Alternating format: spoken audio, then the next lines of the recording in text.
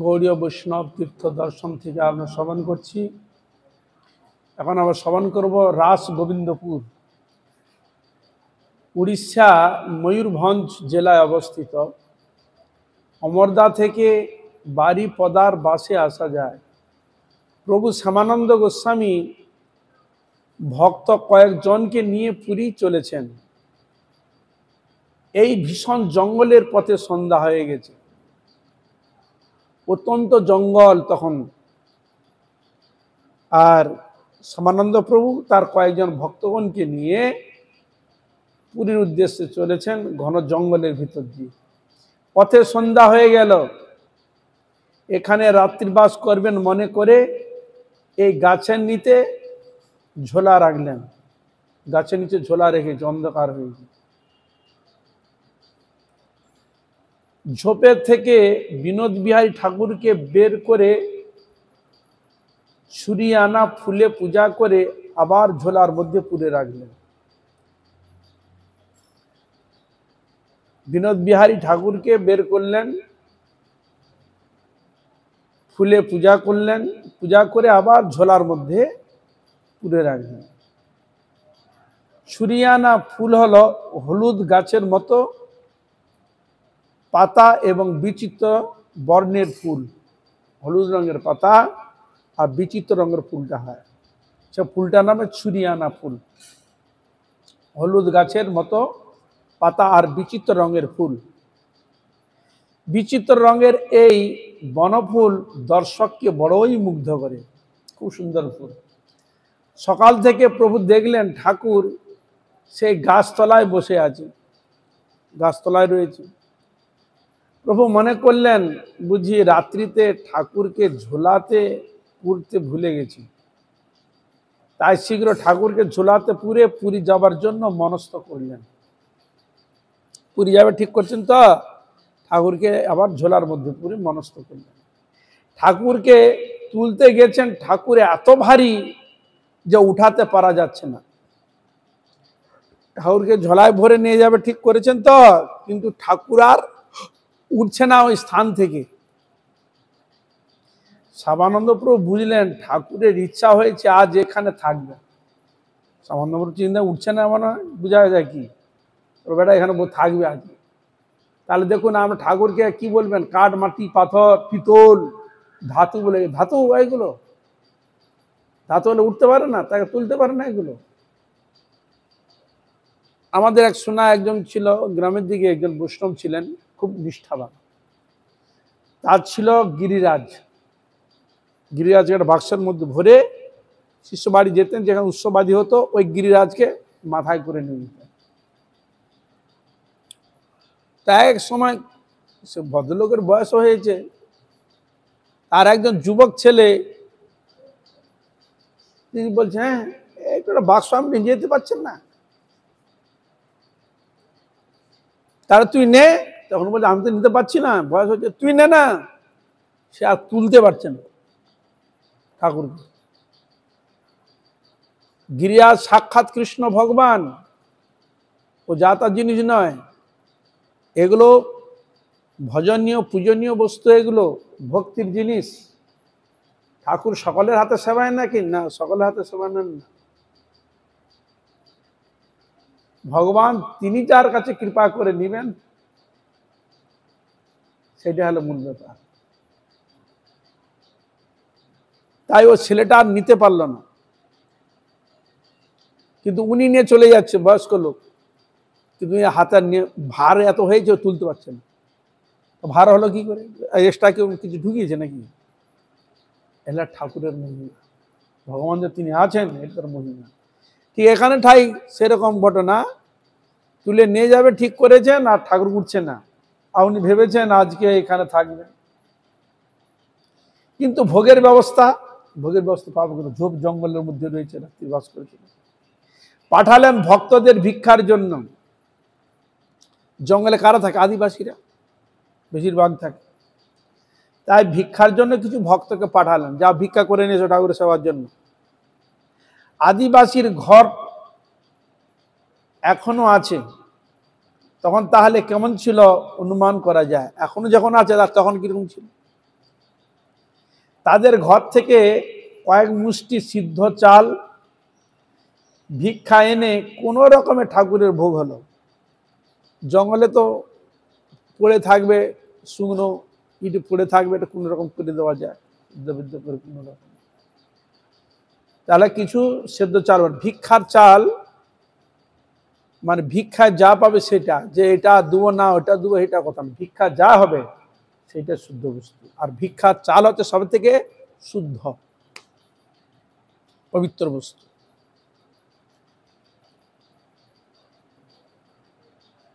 তাই ঠাকুরের ভোগ হলো। আর সেই থেকে ঠাকুরে আজও সিদ্ধ চালের ভোগ হয়, সেই থেকে ঠাকুরের সিদ্ধ চালের ভোগ হয়। পরের দিন পুরী যাবার জন্য যথারীতি ঠাকুরকে ঝোলার মধ্যে পুরে রাত্রি বাস করলেন। সকালে দেখলেন ঠাকুর ঝোলার থেকে বের হয়ে সেই গাছের নিচে বসে আছে। ঝোলার মধ্যে ছিল, ঠাকুর ঝোলা থেকে বেরিয়ে গাছের মধ্যে বসে আছে। হরে কৃষ্ণ। এভাবে 5 দিন কাটলো, এইভাবে 5 দিন কাটলো। 5 দিন পরও যখন ঠাকুরকে নিয়ে যেতে পারলেন না, তখন শ্যামানন্দ প্রভু ভক্তদের হাতে সেখানে সেবার ভার দিয়ে প্রণাম করে বের হবার সময় জানালেন যে আমি পুরী যাচ্ছি, আমি পুরী যাচ্ছি, আমার দিকে দৃষ্টি রেখো। ঠাকুরকে বলছে আমি পুরী যাচ্ছি, আমার দিকে দৃষ্টি রেখো। এই বলে রওনা দিলেন। এদিকে ভক্তরা ঠাকুরকে পূর্বমুখে রেখে সেবা দেন। সকালে দেখেন দক্ষিণ মুখে ঠাকুর দাঁড়িয়ে আছে, পূর্ব দিকে ছিল, এখন দক্ষিণ দিকে দাঁড়িয়ে আছে মুখ করে। তাহলে আমাদের পুরী কোন দিকে হচ্ছে? দক্ষিণ দিক। তাহলে যাওয়ার সময় ঠাকুরকে কি বলেছিল? আমি যাচ্ছি পুরী, তুমি আমাকে দেখো। ঠাকুরের মুখ ছিল পূর্ব দিকে, হয়ে গেছে কোন দিকে? দক্ষিণ দিকে। দেখুন আমাদের গুরুবর্গকে এমনি যেতেন, ঠাকুরের যখন বাইরে বেরোতেন গুরুবর্গকে প্রণাম করে, বিগ্রহকে প্রণাম করে, চরণ স্পর্শ করে এমনি যেতেন, ঠাকুর আসছি। যেমন আগে এরকম ছেলে পুলে বাড়ি থেকে বেরোলে মা আসছি, বাবা আসছি, যারা গুরুজন তাদের বলে, এখন তো সব উঠে গেছে, আসছি বারদ্য, কোথায় কে যাচ্ছে বলা খুব দুষ্কর, বুঝলেন? হরে কৃষ্ণ।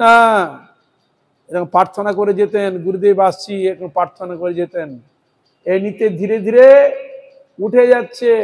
এই জন্য আমরা বেশি বিপদে পড়ি, নানা রকম বাধা বিপত্তির মধ্যে কেন পড়ি? এই জন্য আমরা পড়ি, সেই নিয়মগুলো আমরা মানি না। ভগবানকে প্রণাম করে গেলে এইটাই তার প্রমাণ দিলেন। যেহেতু ভক্ত বলেছিল শ্যামানন্দ যে আমি পুরী আছি, তুমি দেখো, পূর্ব দিকে ঠাকুর রেখেছে, দক্ষিণ দিকে ঘুরে গেছে। সকালে দেখেন দক্ষিণ মুখে ঠাকুর দাঁড়িয়ে আছে। এখান থেকে পুরীর দক্ষিণ দিকে ওই যে শ্যামানন্দ প্রভু বলে গেছেন দৃষ্টি দিও, তাই তার দিকে দৃষ্টি দিয়ে দাঁড়িয়ে আছেন বিনোদ বিহারী। ঠাকুর নাম হচ্ছে বিনোদ বিহারী। আর আমাদের ঠাকুরের নাম কি? আমাদের ঠাকুরের নাম বিনোদ বিহারী। আর রাধা বিনোদও নাম রয়েছে ঠাকুরের, রাধা বিনোদও নাম রয়েছে। আর এবারে আমাদের কেন্দ্রকুড়া মহারাজ বোম্বে ঠাকুর, তার নাম রেখেছে বিনোদ বিহারী। পরে শ্যামানন্দ প্রভু শিষ্য রসিকানন্দ প্রভু আসেন, ময়ূরভঞ্জ রাজাকে দীক্ষা দেন। ওই ময়ূরভঞ্জের রাজা ছিলেন, তাকে দীক্ষা দেন। শ্যামানন্দ প্রভু শিষ্য রসিকানন্দ প্রভু তাকে দীক্ষা দেন। গুরুদেবের ইঙ্গিতে রাজা ঠাকুরের রাজোচিত সেবার ব্যবস্থা করেন। গুরুদেবের ইঙ্গিতে সে ভগবানের রাজ সেবার ব্যবস্থা করেন। 324 একর অর্থাৎ প্রায় 972 বিঘা জমি দান করেন। রাজা 972 বিঘা জমি দান করেছেন ঠাকুরের নামে, দেবোত্তরের নামে। ওনারা কৃপা পাবেন না, কি সাধন কেউ পাবে? গোবিন্দের প্রতি কিরকম ভক্তি শ্রদ্ধা থাকলে এরকম এত বড় সম্পদকে ছাড়ে? বলুন তো, সম্ভব? 772 বিঘা জমি ছাড়বে? কেউ আছে এরকম ধরনের জগতে বর্তমান? বরং না দিলেই ভালো হয়। বর্তমান সরকার হাতে সেবা চলছে, ওই ঠাকুর এখন সরকার হাতে এত জমি। তবে সেবা আগের মতো না। সত্যি সেবক যখন থাকে সে তার মতো করে, যখন চলে যায় আন্ডা তখন তো আলাদা হবে। হাতির পাল জমিতে ধান খেতে আসলে ঠাকুর বিনোদ বিহারী তাদের তাড়িয়ে এসেছিলেন। দেখুন সে ঠাকুর, ওখানে হাতি বেশি, জঙ্গলে হাতি থাকে, যেখানে চাষবাস হয় হাতি দলকে দল এসে নষ্ট করে দেয়, খেয়ে নেয়। আর এখানে বলছেন বিনোদ বিহারী হাতির পাল জমিতে ধান খেতে আসলে ঠাকুর বিনোদ বিহারী তাদের তাড়িয়ে এসেছিলেন। দেখুন ভক্তের জিনিস, ঠাকুরের জিনিস কে রক্ষা করে? নিজেই রক্ষা করে। হ্যাঁ, তার জিনিস কে রক্ষা করবে? ভক্ত তো উপলক্ষ মাত্র। তোমার কার্যের তরে উপার্জিব ধন, তোমার সংসার ব্যয় করিব বহন। ভালো মন্দ নাহি জানি, সেবা মাত্র করি, তোমার সংসারে আমি বিষয় প্রহরী। তাহলে এর দ্বারা কি বোঝা যাচ্ছে? তাহলে ভগবানের ভক্ত যে জিনিসটা রক্ষা, সেটা ভগবানেরই সব, ভগবানই রক্ষণাবেক্ষণ করেন। এই জন্য গীতাতে ভগবান বললেন অনন্য চিন্তে তুমাং যে জনা পর্যুপাসতে তেসাং মিথ্যা বিযুক্তানাং যোগক্ষেমং বাহাম্যহম। সব কিছু ভগবান রক্ষা করে। তাই হাতিকে তাড়াচ্ছেন স্বয়ং ভগবান কৃষ্ণ। একদল পাল হাতি এলো, ধান খেয়ে চলে যাচ্ছে, আর ভগবান কৃষ্ণ তাদের হাতিকে তাড়াচ্ছে। তাহলে যেদিন হাতি তাড়িয়েছিল সেদিন ভগবানের হাতে যেসব জিনিসগুলো কি থাকে উলট পালট হওয়াটা স্বাভাবিক। আচ্ছা, বিনোদ বিহারী তাদের তাড়িয়ে এসেছিলেন। পূজারী বলল বাঁশি কই? হাতে বাঁশি নাই তো, তাড়াতে গেছে হাতিকে, হাতিকে তাড়িয়ে দিয়ে এসছে, হাতে বাঁশি নাই। পূজারী এসে দেখছে, ঠাকুর জিজ্ঞাসা করছে হাতে কই, তোমার হাতে বাঁশি কই? ঠাকুর বললেন ওই খেতে ফেলে রেখে এসেছি। বুঝলেন, ঠাকুর বলছে ওই খেতে ফেলে এসছি, খেতিতে ফেলে রেখে এসছি। সে থেকে হাতির পাল ধান খেতে আসলেও ঠাকুরের জমিতে ধান খায় না।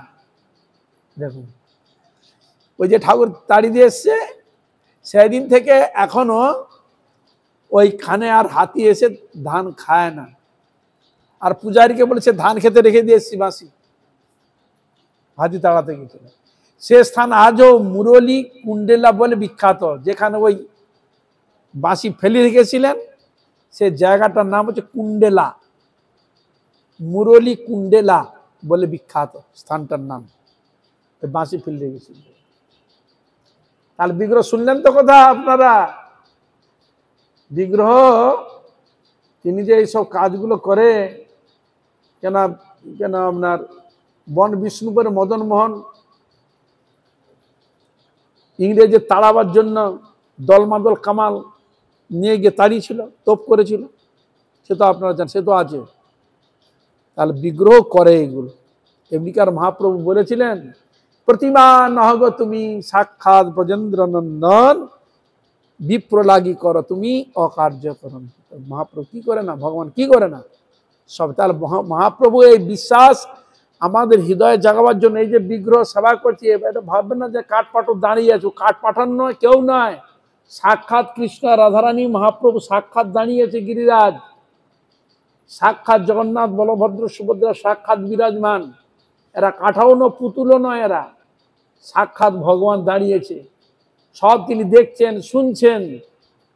এই যে মজার কথাগুলো করেছেন, ভক্ত কাছে কৃপা লীলা প্রদর্শন করেছেন, ও মুচকি মুচকি হাসছে, ওর হাসা আমরা বুঝতে পারছি না, কিন্তু দেখবে কে সেরকম পরম ভক্ত, সেটা তিনি অনুভব করছেন। 2 কিলোমিটার দূরে মড়মড়ি গ্রামের দোল পূর্ণিমার আগের দিন সন্ধ্যায় ঠাকুর যান। 2 কিলোমিটার দূরে গ্রামটার নাম হচ্ছে মড়মড়ি গ্রাম। দোল পূর্ণিমার আগের দিন সন্ধ্যা ঠাকুর যায়। ও বনভোজন হয়, ঠাকুরও বনভোজন করতে খুব ভালোবাসে। ভগবানের তো অভ্যাস, বৃন্দাবন বনভোজন করেছিল কিনা? বৃন্দাবনে বনভোজন করেছিল সখাগণকে নিয়ে। এই জন্য ভগবান বনভোজন করতে খুব ভালোবাসে। এই জন্য আমাদের শিল মহারাজ বলেছিলেন আমাদের বছরে একবার বনভোজন হয়, যেরকম গোপাল পিকনিক, নাম শুনেছ? হ্যাঁ না? হরে কৃষ্ণা। আগে হতে হতো এতটা এখানে হয় কিনা এখন নাই, আগে তো কয়েকবার আমরা করেছি বনভোজন। সাগরদ্বীপে করছি, সাগরদ্বীপে সাগরদ্বীপে আমরা গিয়ে করেছি কয়েকটা জায়গায়। একবার বেনারসে হয়েছে, কয়েকটা জায়গা আমরা দূরে দূরে করেছি। গোপাল গোপাল পিকনিক। তাই ঠাকুর সন্ধ্যায় যান এবং বনভোজন হয়। খুব সমারোহে মন্দিরে আছেন বিনোদ বিহারী, গোকুলানন্দ, রাসবিহারী। কি কি ঠাকুর আছে? বিনোদ বিহারী, গোকুলানন্দ ও রাসবিহারী। রাজা ঠাকুরকে নিজের প্রাসাদে স্থাপনের জন্য নিয়ে যেতে আসেন।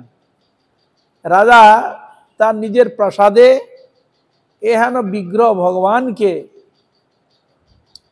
তার প্রাসাদে স্থাপনের জন্য নিয়ে যেতে আসেন। ঠাকুর বিশ্বম্ভর হয়ে যান। তখন রাজার আদেশে হাতির সাথে দড়ি দিয়ে ঠাকুরকে টানতে থাকে। দেখুন, ঠাকুর বিশ্বম্ভর মানে এত ভার হয়ে যায়, তাকে নিয়ে যাওয়া খুব শক্ত হয়ে যায়, বুঝলেন? তখন রাজার আদেশে হাতির সাথে দড়ি বেঁধে, হাতির সাথে দড়ি বেঁধে ঠাকুরকে টানতে থাকে। তার চিন্তা করুন তো, ঠাকুর কিরকম তার লীলা বিগ্রহ। তাতে তার একটা হাত ভেঙে যায়, তার হাত একটা ভেঙে যায়। রাজা মনোদুঃখে ফিরে যায়। রাজা খুব মনোদুঃখে ফিরে যায়, এলাম ঠাকুর গেল না, হাতি কিন্তু নিয়ে গেল, ঠাকুর এই ঘটনা ঘটলো। মনোদুঃখে তিনি ফিরে যান। সেই অঙ্গহানি ঠাকুর আজও মন্দিরের কোণে সেবিত হচ্ছেন। সেই ঠাকুর এখনো মন্দিরের কোণে সেবিত হচ্ছেন। বিরাট নাম মন্দির পুষ্করিণী শ্যামানন্দ ও শিকানন্দ প্রভুর নাম সমাধি প্রভৃত ঠাকুরের ধ্যান রাখবার বিশাল হামার দেখা যায়। তখন তাকে ধান চাষ ফুল হতো, তো হামার টামার বাড়ি টাড়ি ছিল, সেরকম পজিশন জায়গা ছিল। তখন একটা পরিবেশ আলাদা, সবসময় বেশ একটা প্রাকৃতিক একটা সৌন্দর্য, গাছপালা এরকম একটাই তখন ছিল, ঝোপ জঙ্গল। তখন তো লোকের এত বাস ছিল না, একটা পরিবেশ ছিল আলাদা, কুঞ্জ মতো মনে হতো।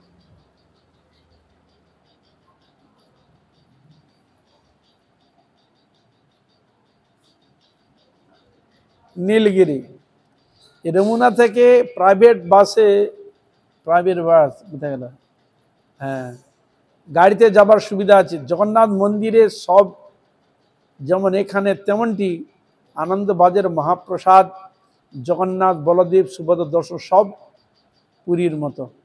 ওখানে যেগুলো হয় ঠিক সেরকমভাবে যা কিছু সেখানে এরকমই পাওয়া যায়। মহাপ্রসাদ, জগন্নাথ ঠাকুরের দর্শনও হয় পুরীর মতো। কুণ্ডলী গ্রাম, খড়গপুর ভদ্রক রেল লাইনে জলেশ্বর স্টেশনে নেমে বাসে করে 5 কিলোমিটার দূরে লক্ষণনাথ স্টপেজে অথবা লোকালে লক্ষণনাথ স্টেশনে নেমে সেখান থেকে 5 কিলোমিটার রিক্সাতে করে গুরুদাসপুর ঘাট পার হলেই সুবর্ণরেখা নদীর তটে কুণ্ডলী গ্রাম আসা যায়। সুবর্ণরেখা নদী রয়েছে। নদীমাতৃক দেশের পরিচয় হয়তো আমাদের অনেকের জানা নাই। আমাদের দেশকে বলে নদীমাতৃক দেশ, নদী রয়েছে। এখানে এসে তা জানা যাবে। প্রকৃতির কোলে লালিত নদী তটে ছায়া সুনির্বিড় গ্রামখানি একেবারে ছবির মতো, দেখলে মনে হয় স্নিগ্ধ, মুগ্ধ, শুদ্ধ হবে। এখানে শ্যামানন্দ প্রভুর সহধর্মিনী শ্যামাপ্রিয়ার মাতা গোস্বামীর সমাধি। শ্যামানন্দ প্রভুর সহধর্মিনীর মানে শাশুড়ি শ্যামাপ্রিয়া মাতা গোস্বামীর সমাধি সহ আর সেবিত নাটুয়া গৌরাঙ্গ মূর্তি দর্শনীয়। নৃত্য করছেন মহাপ্রভু, এরকম মূর্তি রয়েছে। আর কোথায় রয়েছে? কাটোয়া। কাটোয়া আছে নিত্যরত মহাপ্রভু।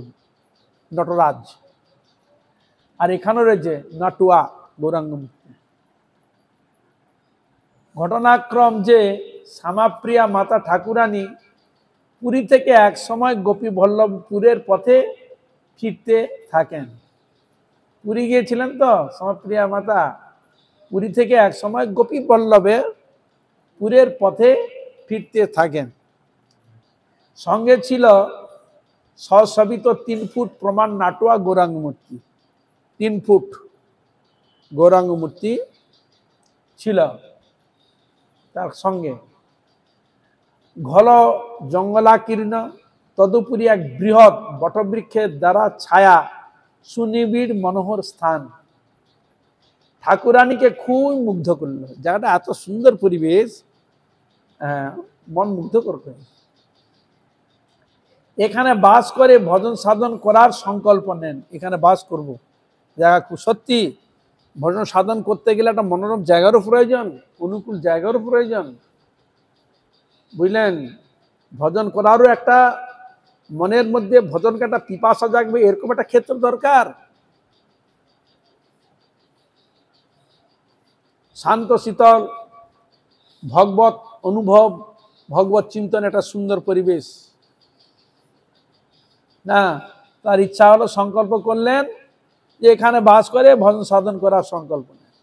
অনেক অনেক সাধু আছে দেখেছি, মন্দির আছে, মঠ মন্দির আছে, মন্দির থেকে 1/2 কিলোমিটার বা 2 কিলোমিটার 3 কিলোমিটার দূরে সেখানে একটা 3 কুটির করে সেখানে ভজন করছে। এরকমও সাধু আছে মঠের মধ্যে, এমন দেখা যাচ্ছে। বা পিছনে জঙ্গল আছে নির্জন, সেখানে একটা কুটির বেঁধে সেখানে ভজন করছে। সেখানে লোক যথাযথ বিশেষ একটা করে না, স্থির ভাবে ভজন করে। মনে স্থির করি নির্জনে বসিয়া কৃষ্ণ নাম গাব যাবি। হরি ভজনটা কখন হয়? একটা নির্জন, একটা মানে নীরবতা পরিবেশ, সেখানে একটা হৃদয়ের মধ্যে একটা আনন্দ উৎফুল্ল হয়। তাই নার ইচ্ছা হলো যে এখানে আমি ভজন সাধন করবো, সংকল্প নেন। কিন্তু জমির স্বত্বাধিকারীর অনুমতি দরকার। তখন তো বাস করবো বলতে হবে না, কার জায়গায় গিয়ে তুমি বাস করবে। সে বলে বাটা উঠো ওই জায়গা আমার, বসতে দিবে? যেমন সরকারি জায়গা যেখানে থেকে টুক করে বসে গেল, সরকারি জায়গা, কে কার অধিকার আছে, আমি বসে গেলে হয়ে গেল, এরপরে দখল হয়ে যায় তো অনেক কিছু জিনিস। কিন্তু সেখানে তিনি যেটা মনস্থ করছেন সেটা অন্য কারো জমিদার জায়গা হতেই পারে। তাই তিনি চিন্তা করলেন স্বত্বাধিকারের অনুমতি দরকার। জিজ্ঞাসাবাদে শুনলেন জমিদার লক্ষণ নাথে থাকেন। সময় তখন বর্ষাকাল। শুনলেন যে ওখানে জমিদার লক্ষণনাথ থাকেন, সময় তখন বর্ষাকাল। দুকুল ছাপিয়ে সুবর্ণ রেখার জল পার হওয়া বড়ই দুঃসাধ্য। ওপারে থাকে আর জলে ভর্তি, যাবে কি করে? ওটা একটা ব্যাপার, হ্যাঁ, বড় দুঃসাধ্য। দেবী গামছা বিছিয়ে তার উপরে বসে নদী পার হলেন। কি বুঝলেন? নদী জল, তার উপরে একটা গামছা ফেলে দিয়েছে, ফেলে দিয়ে গামছার উপরে হেঁটে হেঁটে চলে গেল উপরে। তার কি সাধারণ ব্যক্তি বলে মনে হবে? এইটা এখানে বর্ণন দিচ্ছে, কেউ যদি তিনি এই লীলাটা না দেখান তো জানতো কি ব্যক্তি সাধারণ কোনো না। এ বললেন দেবী গামছা বিছিয়ে তার উপরে বসে নদী পার হলেন। জমিদারের দ্বারস্থ হয়ে তিনি জমি ভিক্ষা করলেন, এই জায়গাটা আমাকে দিতে হবে, ভজন সাধন করব। এই দুর্যোগের দিনে প্রার্থীর প্রার্থনা শুনে আর ভজন অনুরাগিনীর দর্শনে ভূমির স্বত্বাধিকারী রুদ্ধবাক। বর্ষা হচ্ছে, জল, আর নদী পের হয়ে এলেও বা কি করে? হ্যাঁ, সেও একটা তার মাথায় চিন্তা এসে গেছে। আর ভজন করা পিপাসা, হ্যাঁ, এরকম দুর্যোগ চলছে, নদীতে এরকম অবস্থা, সবকিছুকে মানে তোয়াক্কা না করে ভজন করবার জন্য এসেছে এখানে। দেখুন সত্যি তাই। আজকে একটা দেখছিলাম একজন, এর মধ্যে দেখলাম সে সাধু, জঙ্গলে থাকে, জঙ্গলে যেখানে বাঘ ভালুক আসে, বুঝলেন, সেখানে একা থাকে, একটা গুহার মধ্যে সেখানে থাকে। সে আবার কোন রকম নেংটি পরা আছে, গায়ে কোনো জামা পোশাক নেই। অনেক সময় ইউটিউবার যায় না খবর নিতে দেখতে, তো ও যাচ্ছে, ওর খালি ভয় করে, গা ছমছম করছে, না যেন বাঘ, জঙ্গল, বাঘ কখন এসে গেলে। সাধুর কোনো ভয় না, গায়ে কিছুই নেই। সাধুকে প্রশ্ন করছে, আপনি এগুলো পড়েন না কেন? বলে, আমার দেহটা যদি হিংস্র প্রাণী যদি খায়, আমার শরীরটা খেয়ে যদি তার জীবনটা ধারণ কত ভালো, আর আমি যদি কাপড় পরি, আমাকে আমার এই শরীরের মাংস খেতে তাকে কাপড়টা কষ্ট করে ছিঁড়তে হবে, কাপড়টা তাকে কষ্ট করে ছিঁড়তে হবে। তা এই জন্য আমি নেংটিটা পরে থাকি। কি বুঝলেন? সে গুহাটা দেখালো অনেক ভিতরে, আর যে ইগুলো আছে ভিতরে ঢুকেছে গুহার মধ্যে, দেখালো ওখান থেকে বেরিয়ে এলো অনেক কষ্টে। সে বাঘকে ভয় করে না। খুব বৃষ্টি আসবে এরকম হয়েছে, বলে, বাবা তোমার কোনো চিন্তা নাই, বৃষ্টি এখানে হবে না। সত্যি সত্যি বন জঙ্গলে পেরিয়ে চলে এলো, বৃষ্টি হলো না।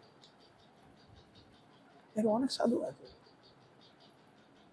কাঁটা ভর্তি একবারে জঙ্গল, কাঁটার উপর দিয়ে সাধু চলে যাচ্ছে। বলে, তোমার আপনার গায়ে বলে, বলে আমার গায়ে কিছু লাগে না, কিছু বুঝতেই পারি, কিছু হয় না।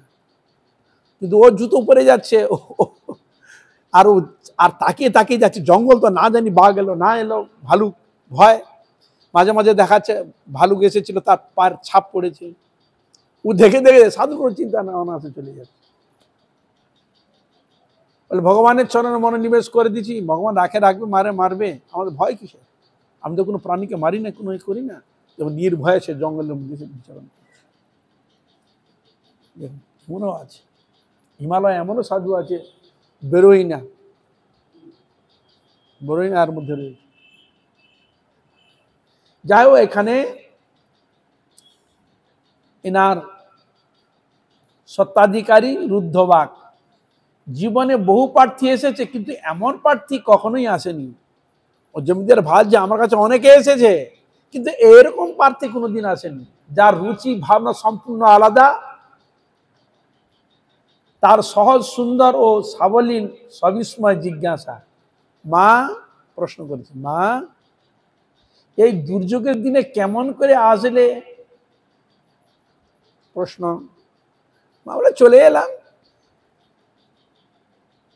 এই আর কি। মা উত্তর দেন, জমিদার দেখেই বুঝেছেন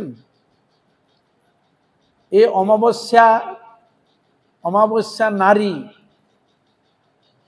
বললেন, মা তোমার হাতের অঞ্জলিবদ্ধে কতটা জল ধরে, সেই জল নিয়ে যতটা ভূমিকে বেষ্টন আনতে পারবে ততটা জমি দিলাম। বুঝলে, হাতে অঞ্জলি জল নিবে, এই জলটা নিয়ে তুমি যতদূর পর্যন্ত ছড়াবে ততটা মতো তোমাকে জায়গাটা দেওয়া।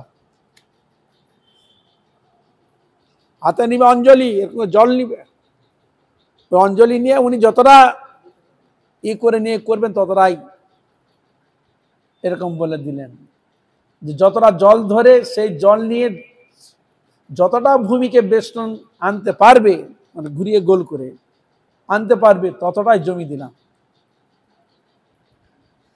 অঞ্জলিকে কুণ্ডলী বলে। দেবী নিজ মহিমায় কুণ্ডলীর মধ্যে জল নিয়ে বিন্দু বিন্দু আকারে প্রায় 8 একর জমি বেষ্টন করেন। কয় একর? তা এক অঞ্জলি জল 8 একর হয় কোনোদিন? তাহলে এটা হয় কি সম্ভব? এক অঞ্জলি জল করতে পারবে, রাখতে পারবেন আপনি? বেষ্টন করেন এবং মহাপ্রভু সেবা প্রতিষ্ঠা করেন। তাহলে সে সাধারণ ব্যক্তি? এইটাই হচ্ছে কথা। এখানে বিজ্ঞান ফেল কি করে হতে পারে? সম্ভব নয়। কিছু কিছু একটা মন্ত্র শক্তিও দেখেছিলাম এক জায়গায়, মানে কুকুর কামড়ালে, তখন তার ওষুধের অতটাই ছিল না, ওই কুকুর কামড়ালে কিছু কিছু মানে এরকম ছিল, ফুক টুক জল টল পোড়াটা দিলে ভালো হয়। তা আমাকে একবার কামড়িয়েছিল, মানে রাতে যাচ্ছি তো কুকুরটা শুয়েছিল, যে কোনো প্রকার হোক একটু দাগ মেরে দিয়েছে আর কি, সে মানে এর আর কি পায়ের আঁচড়ের দাগ মেরে দিয়েছে, তথাপি তো বিষাক্ত হতে পারে। তা শুনে শুনে গেলাম, সেটা কিন্তু অনেক ছেলে অনেক মেয়ে, মানে যার যেটা কোনো অসুবিধা হয়নি। তা একটা পুকুর আছে, সে পুকুরে স্নান করবে, ও স্নান করবে, আর যিনি আছেন চিকিৎসক তিনি একটা কচু পাতায় করে মন্ত্রপুত করে জল নেবে, একটা কচু পাতা একটা নিবে, কচু পাতা করে ওই পুকুর থেকে জল তুলবে, ওটা মন্ত্রপুত করবে। আর যারা ওই স্নান করছে উঠবে, মুখে দিবে, এক চুমুনে খেতে খেতে বেরিয়ে, আর এদিকে তাকাবে না, পিছন দিকে আর ঘুরবে না, ওই অবস্থায় বহু দূর গিয়ে চলে যাবে। এরকম সেরকম প্রায় অনেক লোক হয়েছে, তার মধ্যে আমিও আছি, মানে ছোটবেলার কথা বলছি, তার মধ্যে আমিও আছি। তা আমাকে আমার প্রায় 10 থেকে 12 জন আমার আগে যারা ছিল তারা খেয়েছে, তবে আমার পালা আমি খেলাম। কিন্তু এইটুকু একটা কচু পাতা, ও জল সবাইকে এক ঘট করে খাওয়াচ্ছে, কিন্তু জল আর শেষ হচ্ছে না। এটা তো আমার হ্যাঁ, কচু পাতা কতটা জল ধরবে, সবাইকে এক ঘট করে খাওয়াচ্ছে, ওরা হা করো, ওর কচু ঢেলে দিচ্ছে, খেয়ে চলে যাচ্ছে, আবার যেই গেছে খেয়ে যাচ্ছে, কমে যান, ও যেই গেছে। এক মন্ত্র শক্তির বাবা, এগুলো মন্ত্র শক্তি এমন ছিল। এখন মানুষের লোভ এসে গেছে, আগে মানুষের এত লোভ টোভ ছিল না, জগতের মঙ্গলের জন্য কার্য করতো, উনি পয়সা করে কিছু নিতেন না, কিছু নিতেন না। তোমার যদি কোনো মনে করো ঠাকুর আছে দিয়ে যাবে, আমার কোনো চাহিদা নেই, এরকম হতো, বুঝতে পেরেছো? হরে কৃষ্ণ। হ্যাঁ, তখন এরকম ছিল। এখন তো মানুষ লোভের মধ্যে পড়ে গিয়ে কত কি করছে, এর জন্য কোনো কাজ হয় না। তাহলে যাই হোক, এখানে হ্যাঁ, 1 অঞ্জলি জল 8 বিঘা একবারে পুরো জলে বেষ্টন করে নিলেন। 8 একর 24 বিঘা, বুঝতে পারেন? 1 অঞ্জলি জল 24 বিঘা করে নিলেন, ঘেরে নিলেন। তারপর ওইখানে মহাপ্রভুর প্রতিষ্ঠা ওইখানেই করেন, সাধারণ মানুষ করার জন্য ওইখানে ঠাকুরকে রেখে মন্দিরাদি করেন। তারপর ধীরে ধীরে বসতি গড়ে ওঠার পর কুণ্ডলীর নামেই এই গ্রামের নাম হয় কুণ্ডলী গ্রাম। সেই দিন থেকে নাম হয় কুণ্ডলী, ওই যে কুণ্ডলী করেই করেছিল, জল নিয়েই করেছিল, সেই থেকে এই গ্রামের নাম হলো কুণ্ডলী। এই হলো আর ইতিহাস, কুণ্ডলী গ্রামের ইতিহাস আর মহাপ্রভুর আসার কারণ। এখানে মাতা ঠাকুরানী মহিমা অদ্যাপি সুশ্রুত হয়, এখনো তার মহিমার কথা সকলে এখনো শুনে, বাচ্চা আবাল বৃদ্ধ মানে মুখে শুনে শুনে সবাই লেগে এসেছে। এখানে সুবর্ণরেখা নদীর জলে কুমির থাকা খুব আশ্চর্য নয়। সুবর্ণরেখা নদীর কুমির থাকে, কুমির বছরে আরো না কারো কুমিরের হাতে প্রাণ যেত, কারো না কারো বছরে একবার করে মানুষের প্রাণ যেত কুমিরের দাপটে। এদিকে মহাপ্রভু সেবার জন্য ওপার থেকে দুধ আসতো, তার নদীর এপারে আছে, ওপারে ঘোষপাড়া, ওপাশ থেকে দুধ আসতো। ধীরে ধীরে কুমিরের ভয়ে দুধ আনা বন্ধ করে দিল, কুমিরের ভয়ে দুধ আনা বন্ধ করে দিল গ্রামবাসী। মা বললেন, দেখ আমি তোদের আশীর্বাদ করছি মহাপ্রভুর কৃপায়, তোদের আর কুমিরে ধরবে না, কুমিরে ভয়ে যাচ্ছে না তো, ঠাকুরের সেবা লাগছে না। আর মা বলে দিলেন, আজ থেকে বলছি তোদের আর কুমির ধরবে না, তোদের আর কুমির ধরবে না, কুমিরের ভয় থাকবে না। সেই ভীতি চলে গেল এবং ওপার থেকে আনা দুধে মহাপ্রভু সেবা হতে থাকবে। হ্যাঁ, যার কথা শুনে কুমির, বাক্য শুনে। মাতা গোস্বামী আজীবন মহাপ্রভু সেবা দিয়ে সাধন ভজন করে এখানেই সমাধিস্থ হন, ওইখানেই তিনি সমাধিস্থ হয়েছেন শেষ জীবন। এরপর মহান্ত পরম্পরা শতাব্দীর পর শতাব্দী চলে গেল। সেই ঠাকুরের পরম্পরাগত। কালের অবক্ষয়ের সাথে মায়ের সমাধি বেদিটুকু মৃত্তিকা স্তূপে পরিণত হলো, স্তূপে পরিণত হয়েছে। তারপর সেবকের অবহেলায় একেবারে নিশ্চিহ্ন হয়ে গেল। বহুদিন কথা, তাকে কে আর রক্ষণাবেক্ষণ করে? এখন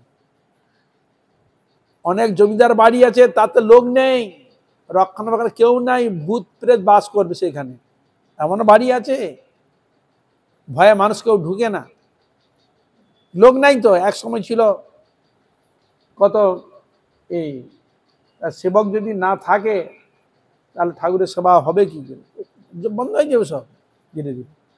তা ওটা নিশ্চিহ্ন হয়ে গেছে। চণ্ডীপুর ভেলোরা নিবাসী ধ্রুবচন্দ্র নায়ক ও তপন দাস মহাপাত্র নামে মায়ের কৃপাধন্য দুজন সন্তান 1413 বঙ্গাব্দে মকর সংক্রান্তির দিন সমাধি মন্দির নির্মাণ করা। কত বঙ্গাব্দে? 1413 বঙ্গাব্দে সেবা পূজার ব্যবস্থা করে দেন। মন্দিরে নাটুয়া বেশে শ্রী গৌরাঙ্গ মূর্তি দর্শনীয়, যাকে ঠাকুরানী কোলে করে এনেছিলেন, পুরী থেকে এনেছিলেন। বর্তমানে তিনি চাঁদের প্রমাণ বিগ্রহ ডান দিকে বসানো হয়েছে। সাতমূর্তি শালগ্রাম, 3টি করে গোপাল ও গিরিধারী মূর্তিও সেবিত হচ্ছেন। সর্বত্রই ঘন পল্লবিত মধুরিমা চোখে পড়ার মতো। তার উপর নদী তটের বৈশিষ্ট্যে যতখানি রমণীয় হতে হয়, তার এতটুকু ত্রুটি রাখেননি প্রকৃতি জননী। দোল ও অক্ষয় তৃতীয়ায় এখানে বড় উৎসব হয়। তখন কিছু কিছু জায়গা আছে, তখন সময় দেখা গিয়েছে, কোথায় যেন দেখলাম শিব ঠাকুর, কোথায় ওইটা যেন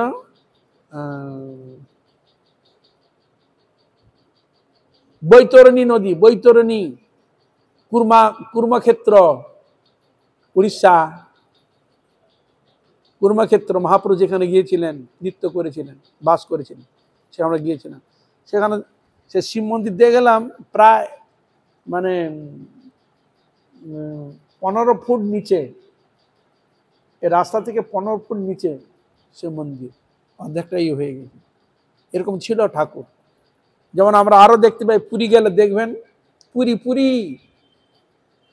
পুরীতে রয়েছে না এক শিব, জমেশ্বর শিব না কি যেন, সে একবারে 2-3 তলার নিচে, দেখেছেন কি? ওই যে টোটা গোপীনাথ যেতে পাশে দেখবি একবারে নিচে।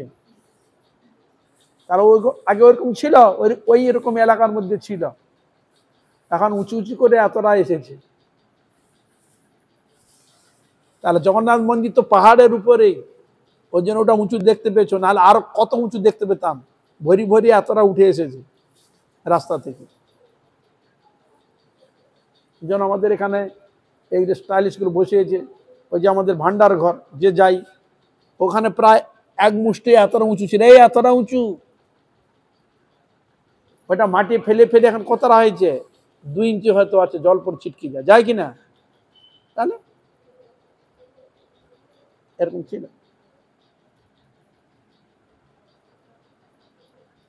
সুন্দরকুলি বালেশ্বর জেলায় অবস্থিত।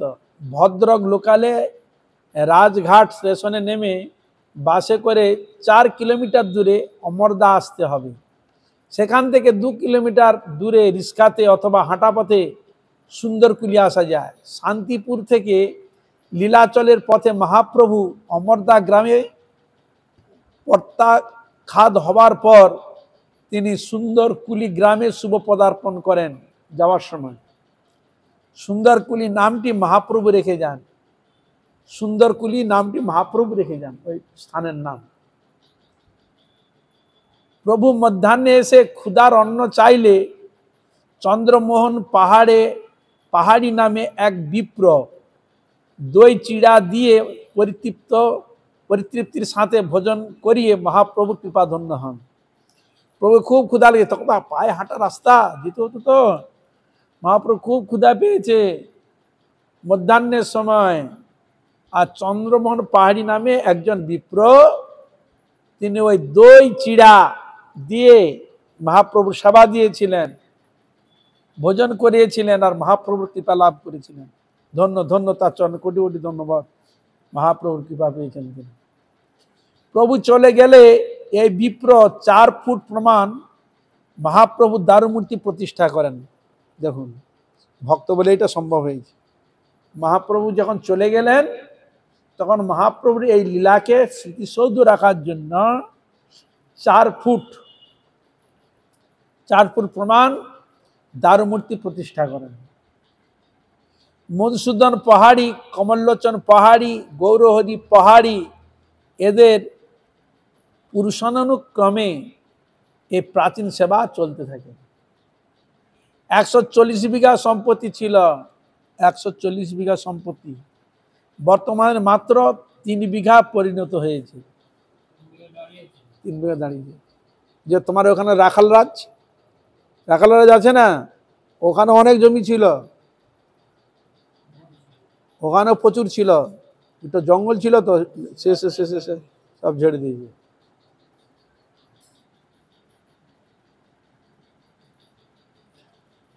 শিব বিগ্রহ অতি মনোহর।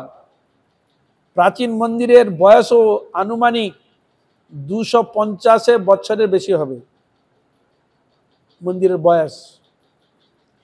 মধুসূদন পাহাড়ির সময় একটি ঘটনা এখনো এখানে প্রাচীনের মুখে শোনা যায়।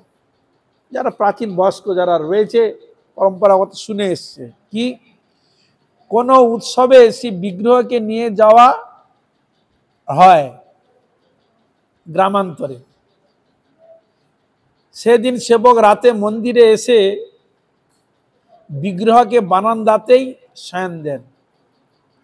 বিগ্রহকে নিয়ে যাওয়া হয় গ্রামান্তরে, আর সেদিন সেবক রাতে মন্দিরে এনে বিগ্রহকে বারান্দাতে শয়ন দেন ভগবান। আগে এরকম ছিল, এখনো আছে গ্রামাঞ্চলে। ঠাকুর যায় যেসব জায়গায় গ্রাম্য উৎসব হয়, গৌর নিতাইকে নিয়ে যায় পালকি করে, মা শীতলা, অন্যান্য অনেক জায়গা আছে, এখনো আছে চালু, এটা গ্রামের দিকে আছে। আমার তো দেখলাম মেদিনীপুরে, ওরে বাবা, একটা অনুষ্ঠান হলে না কত ঠাকুর, বলদেব থেকে আরম্ভ করে দুনিয়া ঠাকুর একবারে পুরো মন্দিরের মতো সাজিয়ে দিবে, কল্পনা করতে পারবে না এরকম এত জাঁকজমক হয়। এখনো আছে এটা, মানে মেদিনীপুরে এখনো চালু আছে, যেখানে অনুষ্ঠান যখন হবে না কদিন এরকম হয়। আমাদের তো ওখানে আরো তো ছিল, গৌর নিতাইকে নিয়ে আসা হতো, মা শীতলাকে নিয়ে আসা হতো, 4-5 দিন অনুষ্ঠান হতো। প্রত্যেক গ্রামের মধ্যে যত যা আছে প্রসাদ এটা করা হতো। আর প্রসাদ হবে, সকালে ঝুড়ি নিয়ে যাবে, পাত্র নিয়ে যাবে, ওখানে একসঙ্গে লাইন করে বসিয়ে দিবে, বসিয়ে দিয়ে একটা মাপ থাকবে। আমরা যখন 4 জন আপনি পয়সা দিয়েছেন, একটা ডাবু 4 জনের 4 ডাবু অন্ন দিয়ে দিবে। সবজি ডাবু হিসাব আছে, 5টা ডাবু, 10টা হলে 10টা ডাবু, সেরকম পাত্র করে নিয়ে যাবে। ওই ঝুড়ির মধ্যে বয়ে কলা পাতা বসিয়ে নিয়ে এসে ঘরে এসে প্রসাদ দেওয়া। এগুলো আমরা করেছি। এরকম হয়েছে, আসর কীর্তন হবে, গ্রাম ঘোরা হবে, বেড়া কীর্তন হবে, এগুলো আমরা করে এসেছি। এগুলো হতো, এখনো হয় কিনা জানি না, এখন বয়স হয়ে গেছে অনেকে, তো চলে গেছে। এরকম আমরা করেছি, গ্রামের দিকে এরকম আছে, ঠাকুরকে নিয়ে যাওয়ার মতো। তাই এখানে ঠিক সেরকম বিগ্রহকে নিয়ে যায়, আর নিয়ে এসে বিগ্রহকে বারান্দাতে শয়ন করে দেন। রাতে বাঘ এসে মানুষ মনে করে বিগ্রহকে তুলে নিয়ে যায়। জঙ্গল তো, আরে কৃষ্ণ, জঙ্গল, তখন তো বাঘ থাকতো, তা ওখানে শু করে দিয়েছে, কাপড় জন্য চাপা দিয়েছে, কি ভাববে, হয়তো মানুষ কেউ আছে তো খাবার, তা বাঘ কি করে তুলে নিয়ে চলে গেছে। আরে কৃষ্ণ, তুলে নিয়ে যায়। সকালবেলা ঠাকুরকে না দেখে সকলে খুঁজতে এসে দেখে বেশ কিছু দূরে জঙ্গলের ধারে একটা বাঘ মরে পড়ে আছে। কি বললেন আর কৃষ্ণ, ঠাকুর গেল কোথায়? হ্যাঁ, খুঁজতে যাচ্ছে, দেখা গেল একটা জঙ্গলের পাশে দেখা গেল একটা বাঘ মরে পড়ে আছে। আচ্ছা, বাঘ মরে পড়ে আছে, আর তার পাশে সেই বিগ্রহ পড়ে আছে, তার পাশে বিগ্রহ রয়েছে, আর বাঘটা মরে গেছে। এই ঘটনার পর মহাপ্রভুর প্রতি গ্রামীণদের স্বাভাবিক শ্রদ্ধা ও ভক্তি গাঢ়তর হতে লাগলো। তাহলে বিগ্রহ সাধারণ নয়, হ্যাঁ, বাঘটা মরে গেল, ঠাকুরটা ওখানে থাকলো অক্ষত অবস্থায়, হ্যাঁ, তার দেখলো আমাদের ঠাকুর আমাদের রক্ষা করবে, জঙ্গলে আছে, এই জন্য তার আরো ভক্তি ভগবানের প্রতি বৃদ্ধি হলো। তা একবার ঠাকুরের জমি চাষ করতে না পারায় অতি খেদে সেবক প্রভুর চরণে ধর্ণা দিল। একসময় চাষ করতে পারেনি, যে কোনো কারণবশত হোক, হয়তো বৃষ্টি হতো, তখন বন্যাটা বেশি হতো, জলের দিকে এটা হতো, ক্ষতি বেশি হতো, এরকম বন্যাটা বেশি হতো, প্রায় চাষ করতেও পারলো না। তাই একদিন চাষ করতে না পারায় অতি খেদে সেবক প্রভুর চরণে ধর্ণা দিল। সেবাটা হবে কি করে? মহাপ্রভু স্বয়ং জমির ঘাস উঠিয়ে আসেন, মহাপ্রভু ঘাস স্বয়ং উঠিয়ে আসেন। সকালে ঠাকুরের গায়ে কাদা দেখে আর ঘাসবিহীন জমি দেখে পূজারী প্রভৃতি সকলকেই এটি ঠাকুরের কাজ মনে করলেন। রাতের মধ্যে কাজ হয়েছে, ঘাস নাই, ঘাস উঠে চলে গেছে, ঠাকুর কাছে জানিয়েছে, এবং ভক্তি গদগদ চিত্তে ঠাকুরের চরণে আত্মনিবেদন করলেন। সেবারে জমিতে খুব ধান হয়েছিল, খুব ধান হয়েছিল। তাহলে জানো মহাপ্রভুর সঙ্গে করেছে, আর ওই বছর প্রচুর ধান কেন, ভগবানের মহাপ্রভুর যখন হস্তস্পর্শ হয়েছে, স্বয়ং লক্ষিত হবেই। হ্যাঁ, সেবার জমিতে খুব ধান হয়েছিল। বর্তমানে সকালে বাল্যভোগ, দুপুরে অন্নভোগ ও রাতে চিড়া দই কলা ভোগ লাগে। সেবা পূজার ঔজ্জ্বল্য মোটেই লক্ষ্য করার মতো নয়। রাস পূর্ণিমাতে এখানে বড় উৎসব হয়। তাহলে এখনো এরকম প্রাচীন বিগ্রহ এখনো রয়েছে। তাহলে এইসব যদি আমরা দেখতে চাই বা বুঝতে চাই, সহজে হবে? ওই ঘুরতে হবে, হরিনাম করতে করতে জঙ্গলে ধার ধার যেতে হবে, কোথায় কি আছে সব দেখা যায়। আমরা মেন জায়গা দেখি যেখানে চলেই পেয়েছি। তাহলে এইসব জায়গা করে যায় কি? একবার আমি এসছিলাম, আস্তে আস্তে আস্তে ওই এর কাছে পড়ে ওই একে দর্শন করলাম,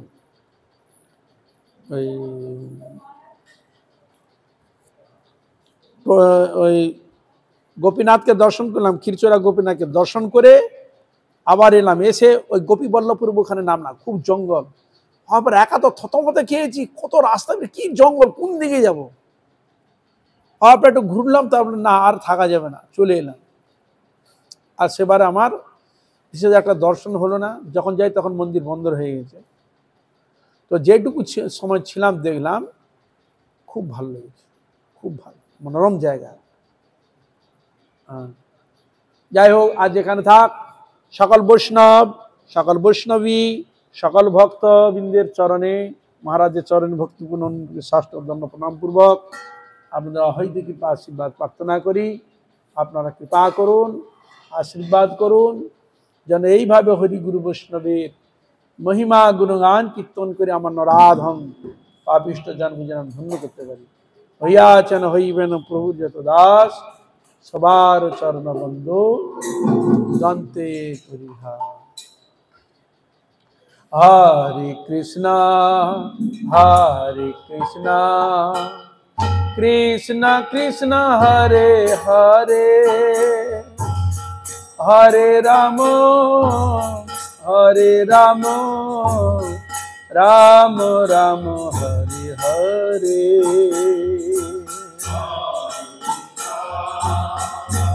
সবাই বলুন,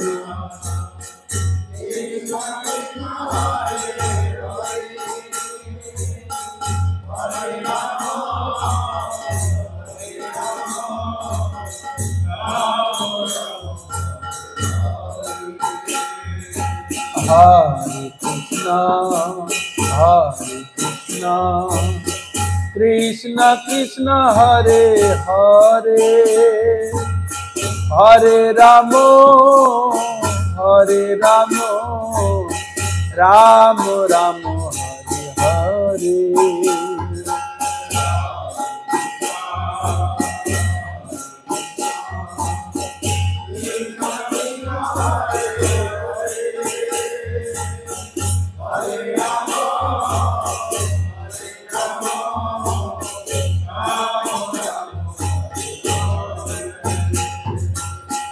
हरे कृष्ण कृष्ण कृष्ण हरे हरे, हरे राम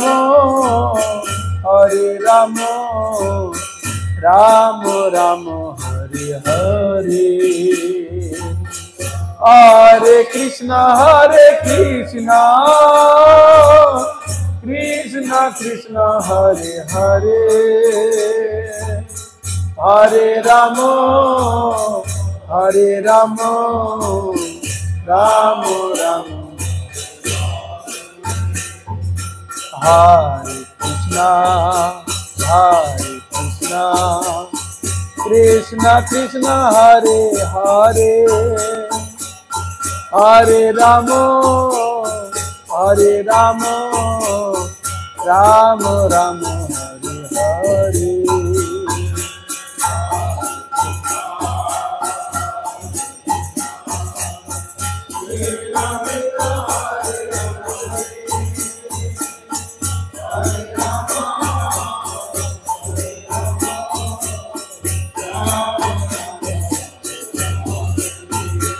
हरे कृष्णा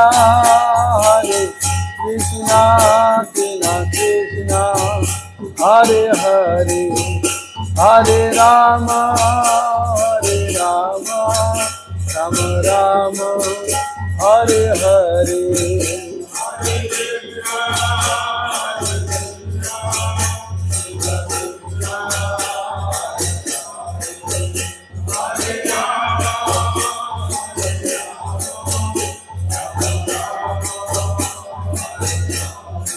गौर हरि बोल, हरि बोल, हरि बोल, हरि बोल।